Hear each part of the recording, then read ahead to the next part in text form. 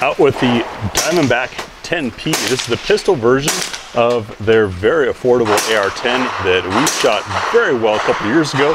Excited to see this thing come out. We've got a 1-to-6 power on it, and since it's a pistol, we'll be grouping at 50 yards. We're gonna run a what's for dinner accuracy test with 5 different loads, 5 shots each. We also have a variety of AR10 mags to see what runs in the gun and what doesn't. Let's see how the 10P does.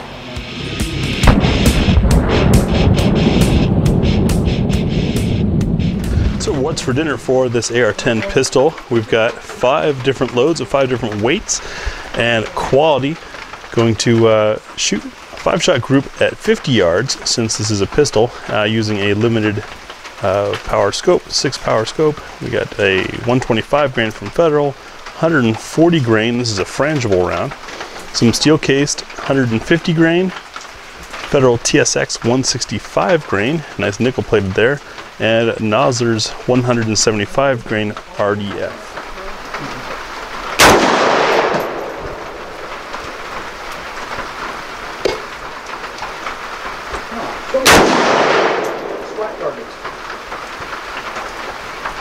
You can do it. Why are you scared of that? That's a pussycat.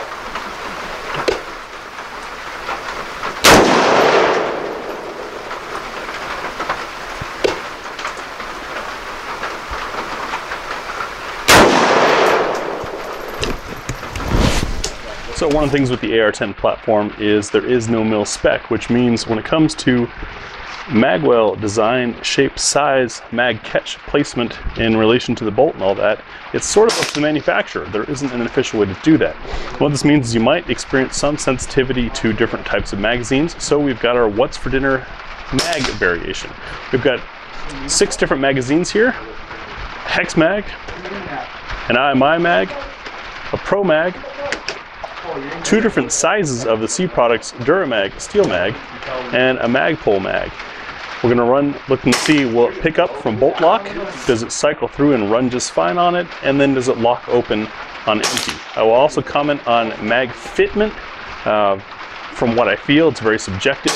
And also, of course, this is a subjective test, and I only have 1 magazine of each type, not running 1,000, so any success or fail could just be this particular magazine, but hopefully it gives you an idea of what's going to work with your gun. So starting off with the hex mag, we are shooting M80 ball military surplus ammunition. It locked open, a little bit of play in the fitment there, it runs. Next, the IMI mag, a little bit of wiggle as well. Locks open, does not drop free. Pro mag, these can be totally hit or miss. Very snug, tight fit, good lockup in there.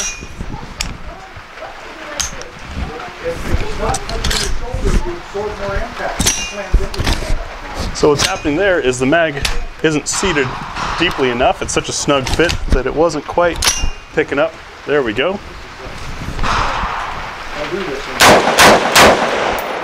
Locks open, does not drop free, have to pull down. C Products steel mag. Now steel being stronger means that it can have a thinner wall, which does allow for a slightly more gliding fit and a little looser. Locks open, drops free.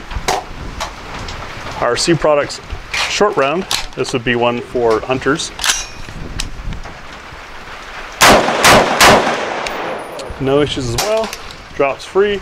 And lastly, we have the cheapo P mags. Got a little bit of play, but not bad. Locked open. So here's our 50-yard results. We ended up having to swap the order, at least of where the boxes are, because the Federal somehow was hitting way over on this side. But you can see we've got about 1 3/4 there on this ICC, about 1 inch. Tool ammo, surprise, surprise, we're looking at almost 4 inches at 50 yards, which is pretty terrible. And then coming down here for this Federal with the Barnes TSX 165 grain, that's about a 1/2 inch group, 50 yards, which is pretty good. The Nosler 77 grain might be too heavy for this thing. We're looking at about 2 inches or so. So not too bad. I would say that either the TSX or sticking with 165 grain is the ideal weight. I think that's kind of interesting because a lot of people assume that the pistol's shorter barrel would mean needing to change the twist rate in order to stabilize, and yet 165 grain, a known favorite for .308, still did the best.